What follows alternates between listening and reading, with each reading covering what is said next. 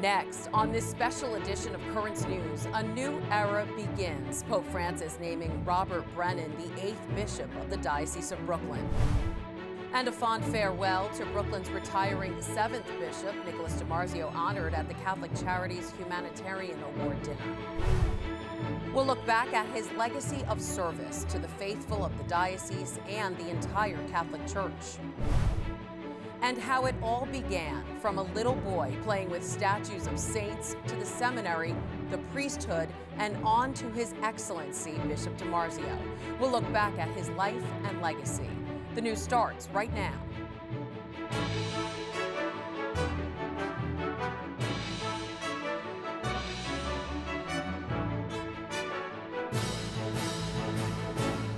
Hello, and welcome to this special edition of Currents News as we look back at the life and legacy of Brooklyn's 7th Bishop, Nicholas DiMarzio. I'm Christine Persichetti. This week kicked off a new chapter in the Diocese of Brooklyn as the 8th Bishop, Robert John Brennan, was named to succeed Bishop DiMarzio, who will retire at the end of November. Currents News' Emily Drewby was at the Co-Cathedral of St. Joseph when the announcement was made.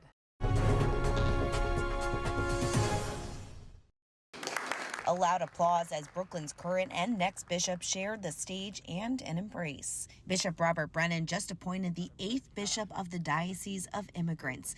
A bittersweet moment because it meant having to leave Columbus, Ohio, his home for the past few years. Now I ask you to bear with that because I hope you'll see in that as much as I love them, I already love you. And I wanted to be able to have that same kind of attachment here. One of his first stops on his new journey, a news conference with Bishop Nicholas DiMarzio, who's very happy with his successor. Bishop Brennan is kind of the perfect guy for this diocese. He grew up here in New York. He knows New York. He is someone familiar with the issues here, so he's a quick study. Local clergy and parishioners shared in Bishop DiMarzio's happiness. We are in really good hands, and God has really blessed us with a kind-hearted and very wise shepherd. During his first few moments in the diocese, Bishop Brennan reaffirmed his commitment to being a strong advocate for the immigrant community and for Catholic education. That's going to be a high priority for me. Brooklyn's new bishop will also be working to reach young adults by bringing evangelization into the 21st century. We have to meet the needs of today with the tools of today, not with the tools of yesterday. Hoping to bring young people back to the church. Speaking of back, he's thrilled to be back in the hometown of his favorite team. In Prospect Heights, Emily Drewby, Currents News. Bishop DiMarzio has been serving the Diocese of Brooklyn for 18 years, an amazing achievement that Catholic Charities Brooklyn and Queens recognized at the Bishop's Humanitarian Award dinner. The dinner raised $1.5 million through a silent auction for the more than 160 programs and services of CCBQ. Other honorees included FDNY chaplain Monsignor John Delendick and NYPD chaplain Monsignor Robert Romano for their support and service to Catholic Charities. To be honored is a great event, but you know, they all think that I'm a hero. I'm no hero. I just do the work that I'm supposed to do. Catholic Charities does much work. It's hard even to encapsulate it. It's a large agency, large social service agency. We help anyone who needs help, not just the Catholics. And are very proud of that work that they do. Since the pandemic began, Catholic Charities has provided food packages and services at 49 parish-based food pantries and given out $6 million in food assistance. The bishop's 18 years of service in Brooklyn has coincided with a big transition for the borough and the diocese. The changing landscape, sometimes filled with remarkable challenges, all of which he tackled head-on.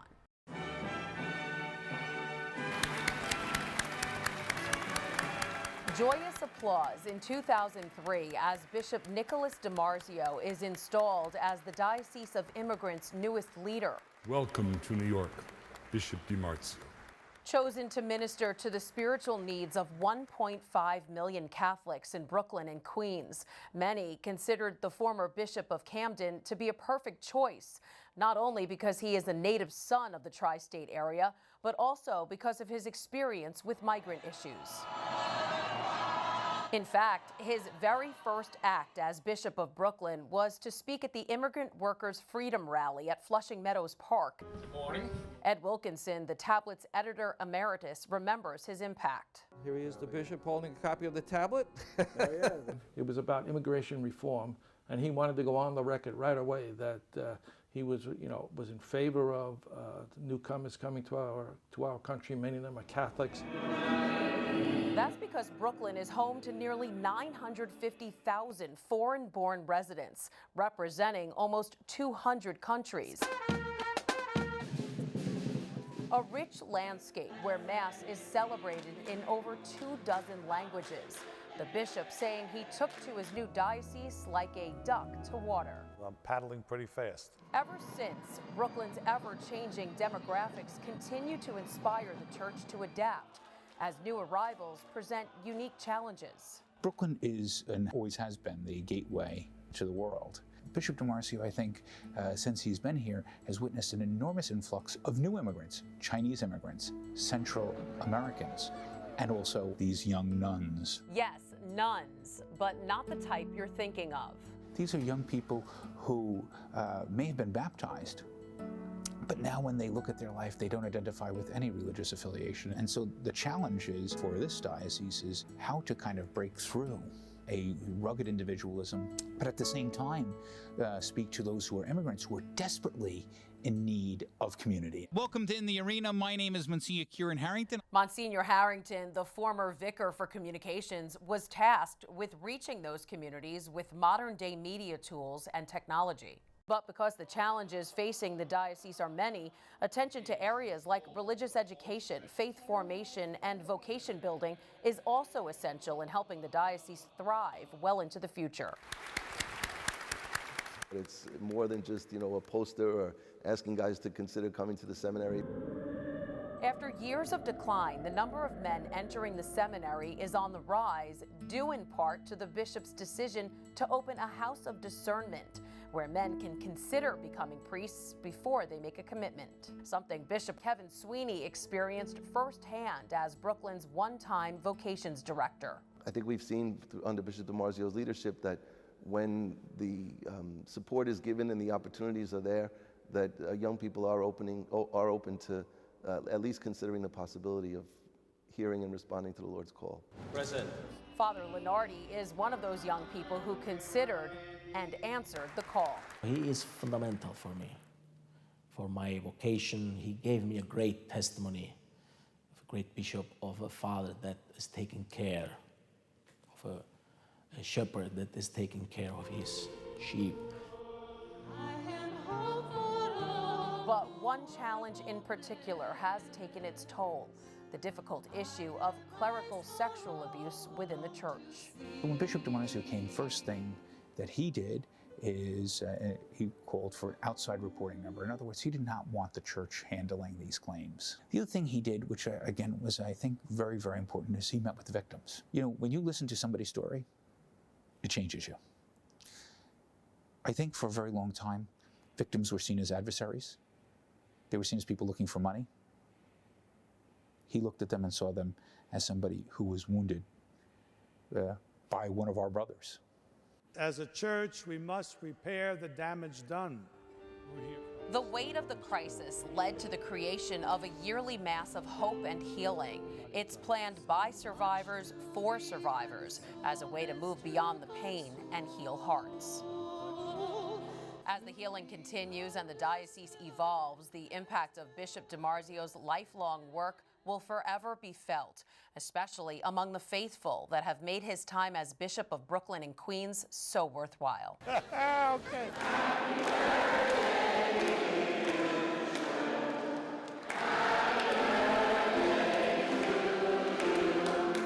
Now, as Bishop DiMarzio prepares to pass the baton to his successor, his hopes for the Diocese of Immigrants continues to be one of a humble servant of God, expressed with a simple parting wish.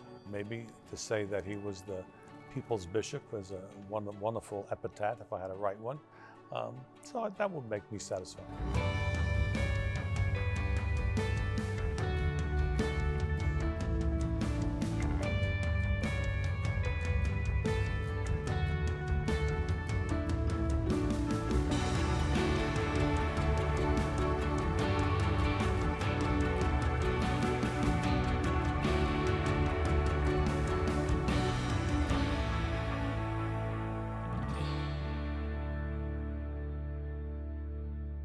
Bishop DiMarzio says his work at Catholic Charities early on in his priesthood prepared him well for his administrative duties as bishop. And coming up, we'll have more on the bishop's early years and the inspiration behind his lifelong commitment, the defining moments that steered a young DiMarzio onto the path to priesthood. And while the curtains are closing on Bishop DiMarzio's 18 years with the Diocese of Immigrants, Brooklyn's shepherd won't be forgotten. Later in the show, a look at his signature mission.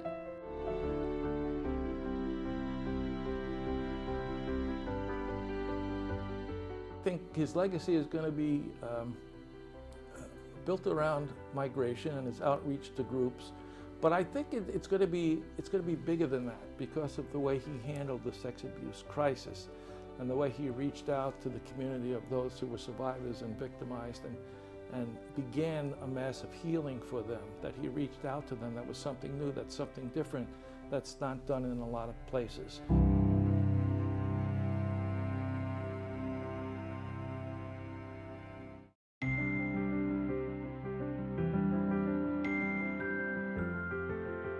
It's my hope that people will see him as that shepherd, you know, as somebody who was there for them. I'm going to cry. Somebody who understood and stood by them, you know. I think one of the greatest things is that he hopes to stay in the diocese and be available and be around, which is great because he is such a resource with immigration and he wants to continue that.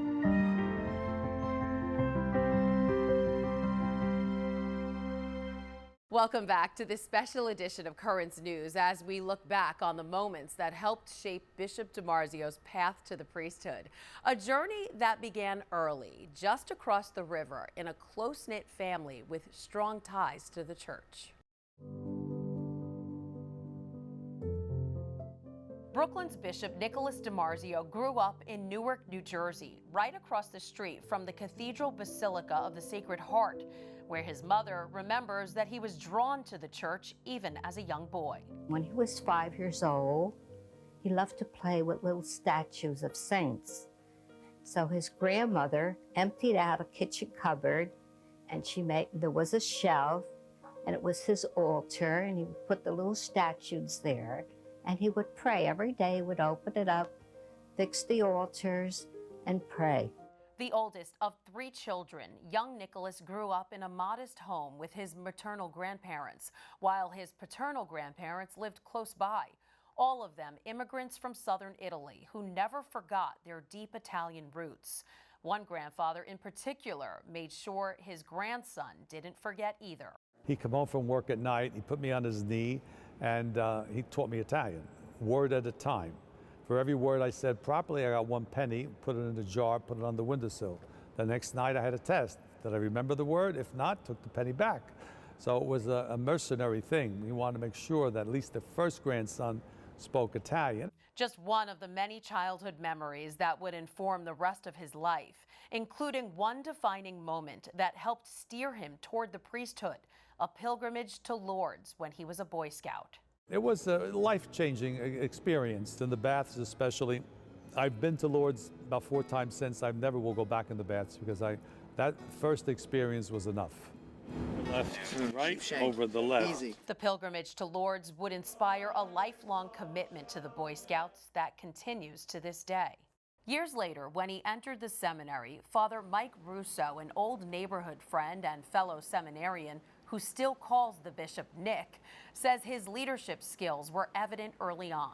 I've known Nick DiMarzio since high school. He was always the leader of his class. He was elected to just about everything because he's a good spokesman and a straight shooter. And I think people respected him then as they respect him now. Nick DiMarzio became Father Nicholas DiMarzio in May of 1970, his ordination taking place at his beloved childhood parish. It was a great event. I do remember it in Sacred Heart Cathedral. I mean, most of my sacraments were in Sacred Heart Cathedral from confirmation on. I was ordained a deacon there and then eventually a priest and even a bishop eventually. So it's a special place for me. After his ordination, he was assigned to St. Nicholas Church in Jersey City, an ethnic parish that solidified his commitment to migrant rights. Several years later, he was sent to Washington to serve as the executive director of Migration and Refugee Services for the U.S. Catholic Conference. A learning experience that would eventually take him around the world and to the doorstep of some of the world's most controversial leaders. He had face-to-face conversations with Fidel Castro about the issue of the refugees from Cuba. Monsignor Alfred Lapinto has known Bishop DiMarzio since his days in Washington and remembers that extraordinary encounter. I got a knock on the door. Could you please get dressed? And we have to take you to see El Jefe. El Jefe, nobody, you didn't pronounce his name.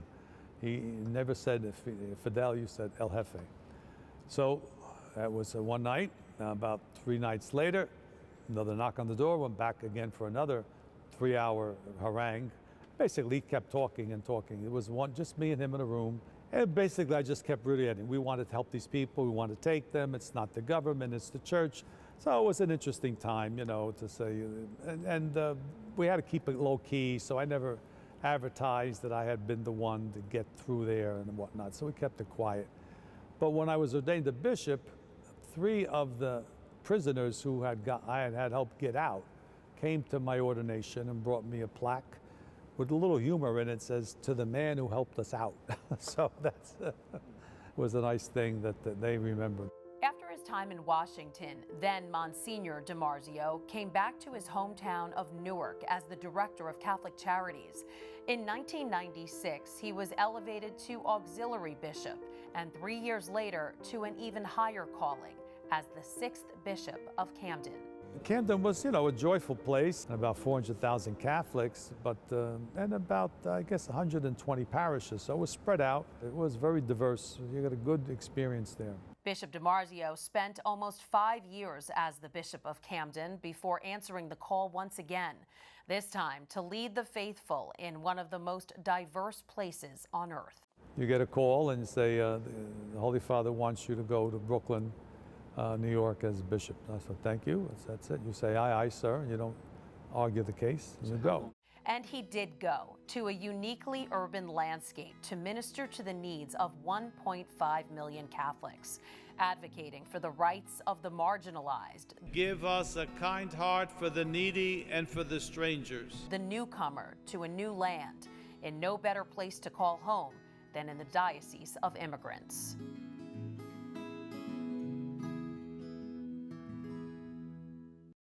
Bishop DiMarzio credits his own Italian immigrant upbringing with helping him connect to this new diocese. Still to come on this special edition of Currents News, spending a lifetime in the defense of migrants, how Bishop DiMarzio's commitment to the disenfranchised is remembered as one of his greatest achievements.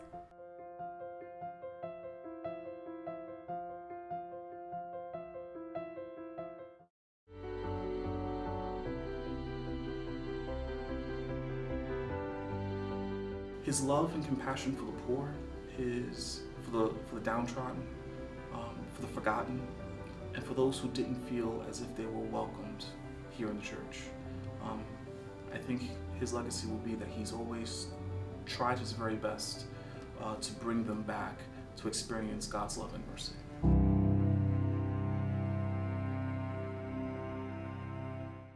Just another of the chorus of voices who will miss Brooklyn's 7th bishop. Many think his signature achievement will in fact be his lifelong work advocating for the rights of the disenfranchised, especially migrants. Desperate migrants, angry protests, heated rhetoric. Go home! As the debate over immigration continues. But separating fact from fiction is a daunting task. Defund hate! Something Bishop DiMarzio knows all too well. I've been working with immigrants my whole priesthood for 50 years now, and a lot of the myths that we have that people believe are not really true, and that's where we have a bad policy because it's based on false information. Those policies have both sides of the aisle debating immigration reform as surges at the southern border continue to vex the new administration. What we're doing now is attempting to rebuild. Bishop DiMarzio began his life in the church working with immigrants in an ethnic parish that his mother remembers spoke to his own Italian roots. His first parish that he was sent to, there were quite a few immigrants coming from Italy, and he said Mass for them in Italian, and he started helping them with their citizenship papers, teaching them the English language, and helping them with various things that they needed to be helped. After earning advanced degrees in social work and philosophy, he used his expertise to work with lawmakers on migrant reform. We are opposed to illegal immigration. We've on the record clearly many times in that area. Testifying before Congress, consulting on migrant reform, even brokering the release of political prisoners from Cuban jails in face-to-face conversations with Fidel Castro. By 1996, then Monsignor DiMarzio was back in New Jersey, where he was elevated to auxiliary bishop and then to Bishop of Camden, all the while taking on more responsibilities in defense of migrants, participating on pontifical councils, chairing several organizations, and helping to establish the Catholic Legal Immigration Network, or clinic. Pretty much anything good that's happened in the immigration field, Bishop's been involved in. Donald Kerwin has been tackling immigration issues with the bishop for decades. So when he was named the new Bishop of Brooklyn, he thought it was a perfect fit, and for more than just his professional experience. He's so committed to these issues. He grew up in a house with his immigrant grandparents from Italy who didn't speak English. He came up from an Italian community, and he's always been personally very, very committed to these issues. So to know where your grandparents come from, to be able to interact with them, gave me the feeling of what immigration was like for them and how the same problems that they faced are faced by new immigrants today. And today, that tradition continues with a culturally diverse patchwork of 26 ethnic ministries, half of whom are immigrants. Brooklyn's strong immigrant ministry is now spearheaded by Catholic Charities of Brooklyn and Queens, where Monsignor Alfred Lopinto deals with the challenges facing the diocese's ever-changing demographics. Brooklyn and Queens, back then and even more so through his time here, has been a community's in constant change. There has been kind of an experimental situation in this little laboratory they call Brooklyn and Queens. A big experiment for sure, where the effects of Bishop DiMarzio's lifelong work can be felt by more than 3 million immigrants in that very special place forever known as the Diocese of Immigrants.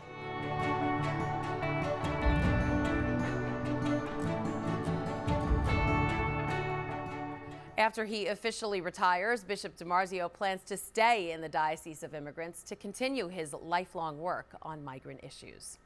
That does it for this special edition of Currents News. I'm Christine Persichetti. Thank you for joining us, because we are putting your faith in the news. Hope to see you again next time.